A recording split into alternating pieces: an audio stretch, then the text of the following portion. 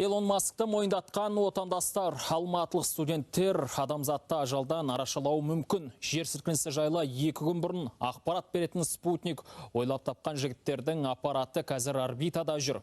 Ғарыш саласының болашақ инженерлерінің жаңалығын Ұлан Тәліпбай жеткізеді.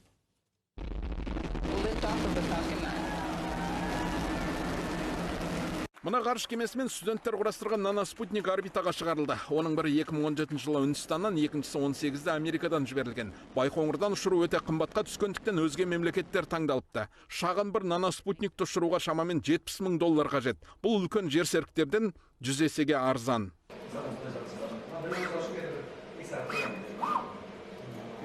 Ғарыш саласының мамандары аппараттың қаңқасынан бастап барлық қосалқы бөлшектерінде өздері жасайды. Тек платасын ғана Қытайдан алдыртады. Университеттің магистратурасында оқитын Бибіхан наноспутник жасаудың қыр-сырын толық меңгерген. Оның қолынан шыққан шағын аппараттың көмегімен зерттеу жұмыстары жүргізілуде. Біз 3 қалада болдық ол жағымен: Түркістан, Алматы, Өзбекстан. Сол кезде Алматы қаласында әрине ластан өте көп. Түркістандікі кішкене ғана ластанған, ал Алматы қаласында көбірек ластанғандығын анық көзбен көрдік. Яғни солар бойынша біз графиктер тұрғызып, 3 қаланы салыстырған болатынбыз. Наноспутниктердің атқаратын қызметі өте көп. Білім беруден бастап түрлі ғылыми зерттеулер жүргізуге болады. Атап айтқанда жер бедерін күнделікті суретке түсіру арқылы заңсыз құрылыс, қоқыс алаңдарын анықтауға мүмкіндік бар. Тіпті жер сілкінісінде ғарыш аппарат арқылы алдын ала болжап зардабын азайтуға болады екен.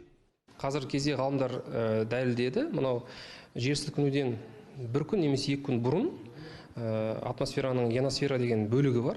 Сол ионосфера бөлігінде зарядталған бөлшектерден тұрады. Сол зарядталған бөлшектердің, мысалы үшін теріс зарядталған бөлшектеріміз электрондардың тығыздығы, концентрациясы төмендейді, күрт төмендейді. Университет мамандары балаларды ғарыш саласына баулуды қолға алған. Мектеп жасынан наноспутник құрастыруды үйреніп, кейіннен мамандық таңдауына септігін тигізуде.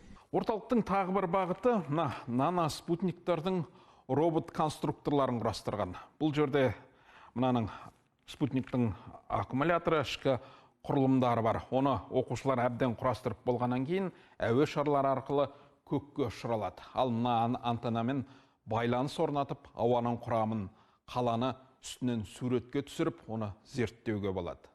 Мамандардың айтуынша жеткіншектердің қызығушылығы жоғары. Қазірдің өзінде Алматыдағы 10-нан астам мектеп пен Түркістан, Астана, Көкшетаудың IT лицейлер мен оқушылар сарайлары робот конструкторларды сатып алған.